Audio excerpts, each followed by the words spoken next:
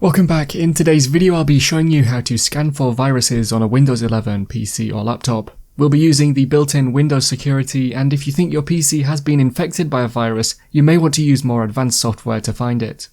Remember to leave a like and feel free to subscribe if the video helps. Let's get into the method.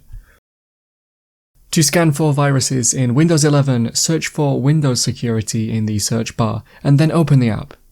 When the window opens, expand the menu on the left if it isn't already, and look for the option called Virus and Threat Protection. Click on this, and then you have a few choices regarding the type of scan you can do. You can easily press Quick Scan for a smaller scale scan of your device, but if you click on Scan Options, you can select a different type of scan.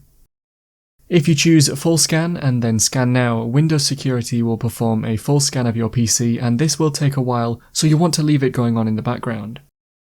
At the end of the test, check back and see the results and if there is any action to take. And so that is how to scan for viruses on a Windows 11 PC or laptop.